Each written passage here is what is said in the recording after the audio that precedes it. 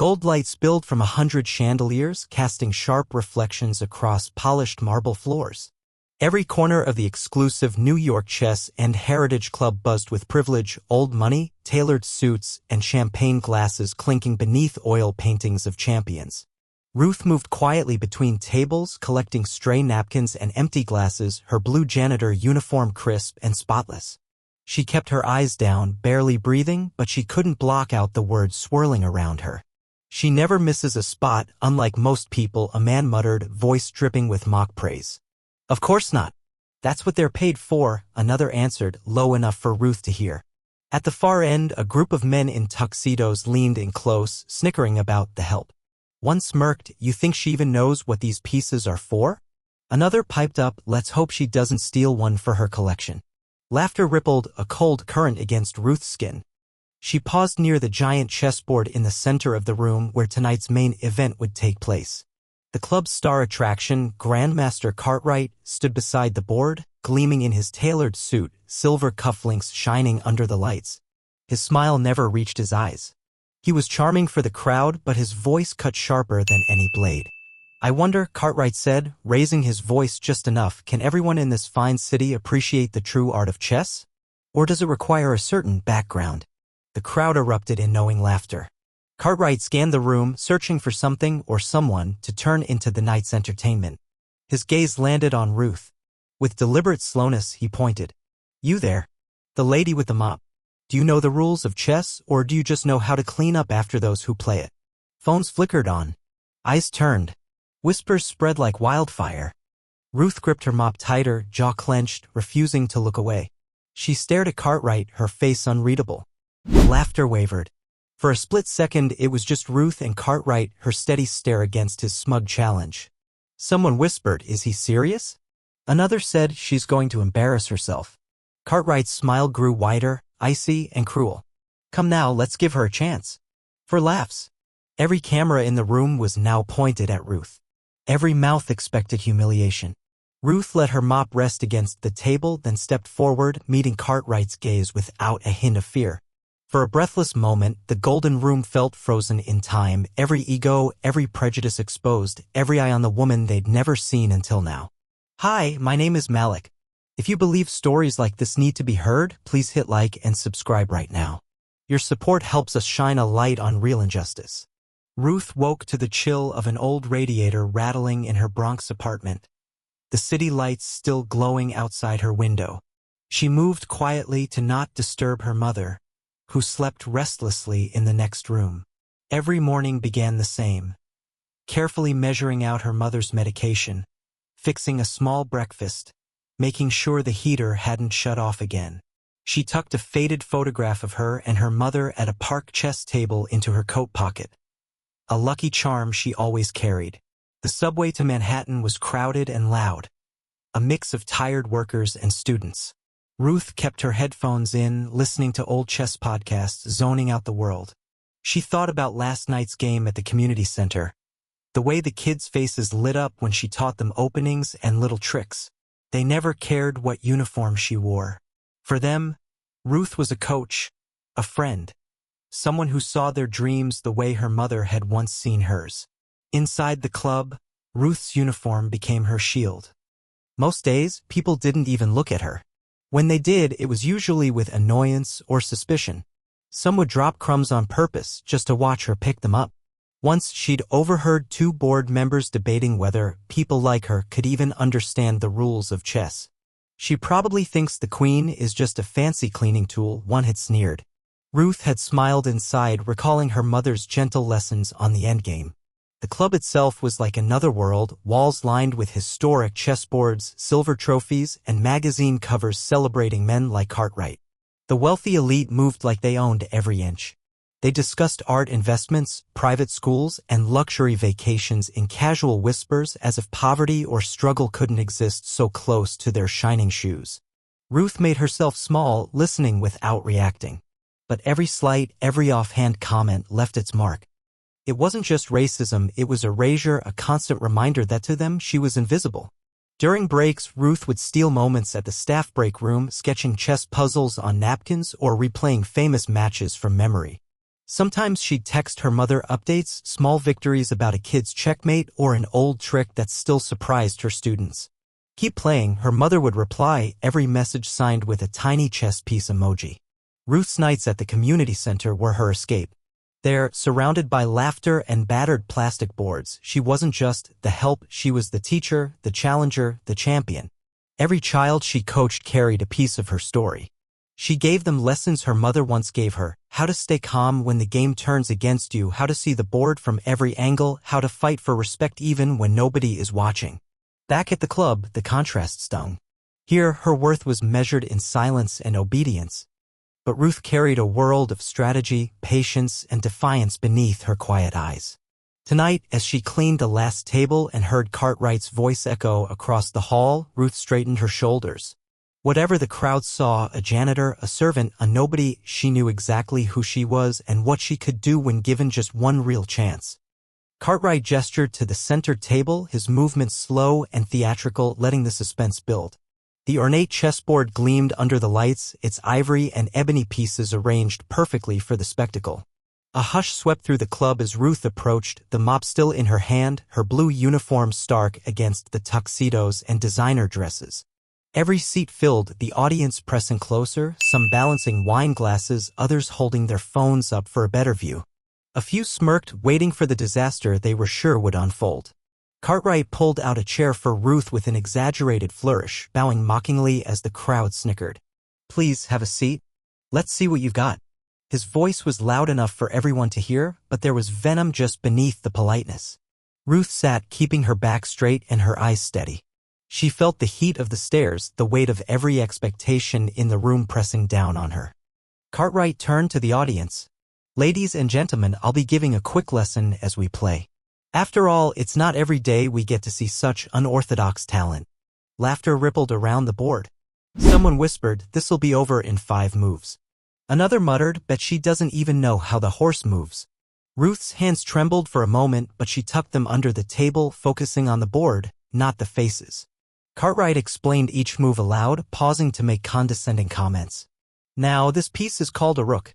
It moves in straight lines, don't worry, I'll keep it simple."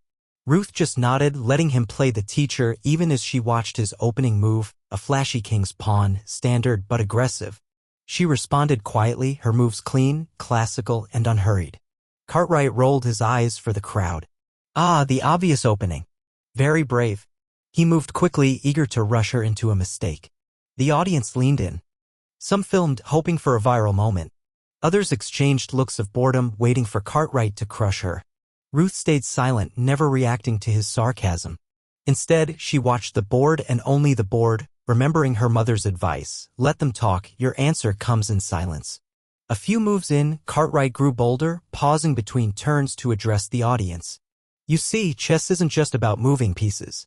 It's about understanding patterns, thinking ahead, something not everyone can do." He smiled, gesturing toward Ruth as if she was the punchline. The crowd ate it up. But as the opening passed and the board filled, Ruth's play didn't falter. She made no obvious mistakes, quietly matching Cartwright move for move. Her face never betrayed a hint of nerves. She blocked his early threats, protected her pieces, and advanced with quiet confidence. By the 10th move, a few in the crowd began to notice something odd: the game wasn't ending. Cartwright's smirk faded a little. Ruth looked up, meeting his eyes just once. There was no fear left, only steady focus and a hint of challenge.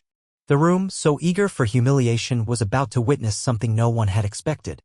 If you're still watching, drop a comment below. What would you do in this situation? And don't forget to subscribe for more real stories that matter. Cartwright tried to maintain his grin, but his fingers drummed impatiently against the table. Each move from Ruth seemed too precise to be luck. The audience, which had been buzzing with laughter, now leaned forward in growing silence. Even the servers paused by the walls, sensing the shift in the air. Ruth's strategy was calm and methodical. She advanced her pawns carefully, developed her pieces just right, never wasting a move. Cartwright threw out little traps, hoping for an obvious mistake. None came. His voice, once booming and cocky, grew quieter, the jokes fewer and more forced. "Beginner's luck," he muttered, as darting to the crowd for support. Ruth's mind was somewhere far from the room's sneers and luxury. She remembered sitting at her mother's side, learning patience, how to wait out an opponent's bluster. Her mother always said, stay steady no matter how loud they get. Tonight, Ruth clung to those words with every heartbeat. With each passing move, Cartwright grew more agitated. He shifted in his seat, eyes flicking across the board as if searching for some trick he'd missed. Ruth's pieces moved like water, subtle, inevitable. She quietly castled her king, aligning her rook with a threat Cartwright never saw coming. The Grandmaster's jaw clenched as he realized he'd underestimated her. Whispers rippled through the audience. She's actually good, someone breathed. A younger club member put away his phone, suddenly engrossed. Did you see that move? Another whispered, awe creeping in. Cartwright launched a risky attack, trying to force Ruth into a corner. She didn't panic, her counter was perfect, using a pawn to shut down his plan. He blinked, eyebrows knitting, forced to pull his knight back. For the first time, Cartwright's focus was absolute. He wasn't playing for the crowd anymore. He was fighting for his own pride. The mood in the club shifted. Where there had been expectation of easy humiliation, now there was tension. Even those who had mocked Ruth started watching her with a new kind of curiosity. The room, gilded and self-assured, began to realize the tables were turning. Ruth stayed silent, her moves clean and quick. She caught Cartwright's bishop in a simple trap, forcing him to sacrifice a valuable piece or risk checkmate. He chose to lose the bishop, trying to shrug it off, but everyone saw the flash of panic in his eyes. Cartwright stalled for time, staring at the board, his bravado cracking. Ruth didn't gloat. She barely blinked, letting her play do the talking. Every move Ruth made seemed to anticipate Cartwright's plan, answering every threat with quiet strength. The club was holding its breath. It was no longer a joke or a lesson for the crowd. It was a real battle, and Ruth, the invisible janitor, was now the center of every eye in the room. Cartwright's confidence was bleeding away with every move. The room, so used to his bravado and easy victories, grew heavy with silence. A single misstep and his queen was suddenly under threat, and Ruth's rook lined up behind it, trapping his pieces in ways even the spectators could see. Some whispered, "Did you see that?" He stuck, while others stared at the board in disbelief. Ruth stayed composed, her face unreadable, but her hands moved with a certainty that made it clear this wasn't luck. She built her position piece by piece, each move subtle but deadly. Cartwright tried to shake her with a sharp counterattack, but she blocked every advance with a calm that unsettled him further. Even his old friends in the crowd stopped cheering for him. Now they watched in a hush, some with smiles tugging at the edges of their lips, others in outright shock. For the first time in years, Cartwright found himself desperate. He stalled, buying time, staring at the board like a student who hadn't done his homework. Ruth pressed her advantage, pushing a pawn forward and forcing Cartwright into a series of awkward moves. Each time he tried to counter, she had already prepared the answer. Club members exchanged nervous glances. A few who'd been laughing minutes before were now recording the board instead of Ruth's face. One woman who'd earlier joked about the help found herself whispering, "Who taught her to play like that?" The tension was broken only by the sound of Ruth sliding her queen into position, a direct attack, forcing Cartwright's king into the corner. He hesitated, hand hovering over the board. Ruth's next move came fast, pinning Cartwright's knight and sealing his fate. A gasp ran through the room as the Grandmaster's last line of defense fell apart. Cartwright's shoulders sagged. His once perfect posture wilted as the reality set in. The humiliation wasn't just about losing. It was about who he'd lost to. A woman the club had ignored for years. A black janitor they'd never seen as anything but background. Ruth offered no celebration, no satisfaction. She just waited, eyes on the board, as Cartwright fumbled through a few more hopeless moves. Finally, she delivered a quiet, elegant checkmate, ending the game with the same composure she'd shown from the beginning. Silence swept through the club, thicker than ever. The only sound was the gentle click of a piece settling into place. It wasn't just Cartwright who was defeated, the entire room felt it. Their assumptions, their easy jokes, the invisible lines they'd drawn around people like Ruth, all shattered in a single match. As Ruth leaned back, someone in the crowd whispered, "That's the most beautiful chess I've ever seen." Another, sounding almost ashamed, murmured, "We never even knew her name." Cartwright's lips parted, but for a long moment no words came out. He looked across the board at Ruth, stunned, his pride scattered among the fallen pieces. The club, frozen in disbelief, watched as their champion, the man they cheered and trusted, slumped back in his chair, face red, hands trembling just slightly. Even the servers had paused, their trays forgotten. Ruth remained still, waiting for him to accept the truth. Her hands folded neatly in her lap, her eyes calm and steady. Finally, Cartwright cleared his throat, his voice barely above a whisper. "I resign." The words hung in the air, heavy as stone. Ruth nodded once and reached out her hand. Cartwright hesitated before shaking it, the contact brief but respectful. For a beat, he couldn't look her in the eye. He looked away, embarrassment and shame battling behind his forced composure. Around the room, people shifted in their seats, unsure of what to say or how to react. Someone broke the silence. "Where did you learn to play like that?" The question, spoken softly, seemed to echo through the club. Ruth's voice was even, her accent unmistakably New York. "My mother taught me. Chess was how we spent time together after work when she cleaned offices downtown. She showed me that strategy and patience matter more than money." She let her words hang, not accusing, not gloating, just telling the truth. "I've played in the park for years. And at the community center with the kids. Never in a place like this." A few of the club's elite exchanged glances, some with embarrassment, others with new curiosity. The woman who'd mocked Ruth earlier stared at the board, her cheeks flushed. Someone in the back cleared their throat as if to apologize, but no words came. Cartwright tried to recover his dignity. He managed a thin smile. "You could teach some of us about more than chess, I think." He sounded honest, even a little hopeful.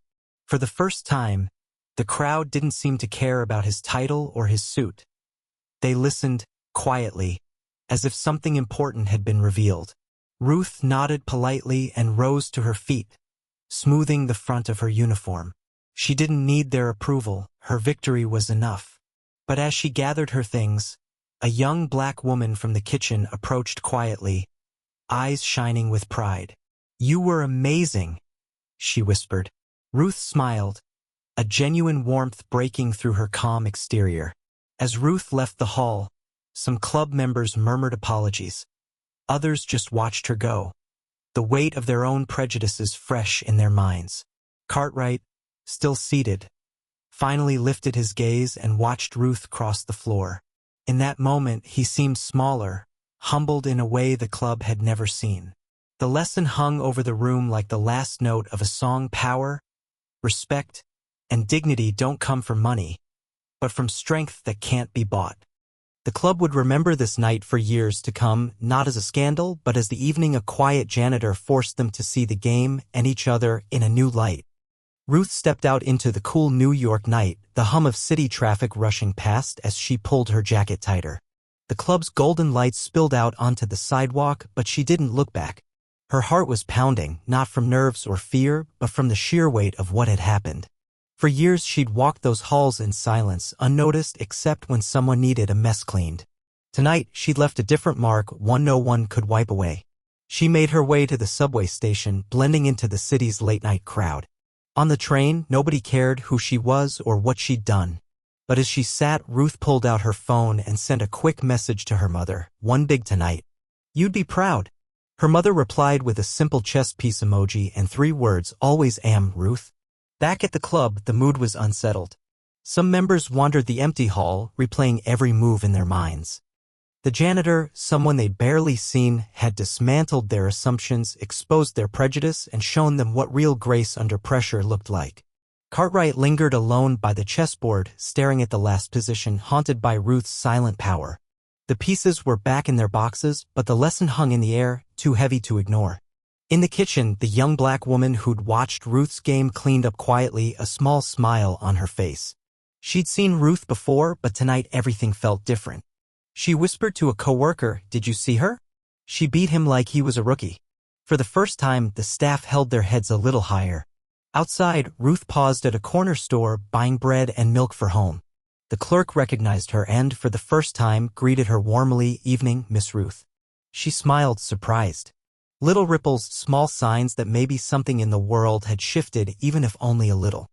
When Ruth finally got home, the apartment was quiet except for her mother's gentle breathing. She sat by the window watching headlights dance along the walls. She remembered her mother's words from childhood, "People will try to tell you who you are. Let your actions speak instead." Tonight, Ruth's actions had done just that. She wasn't looking for applause or recognition. All she'd ever wanted was respect and maybe a chance to prove what was always inside her. The world didn't hand her anything. She'd fought for every inch. As the city settled into sleep, Ruth let herself smile, quiet, satisfied, and free. In a world where so many tried to make her invisible, she had become unforgettable. Her victory wasn't just on the board. It was in every look of surprise, every awkward apology, and in the pride shining in her mother's eyes. And for all the rooms where she'd ever been ignored, tonight she left a lesson behind. Sometimes you only need one chance to be seen for who you really are.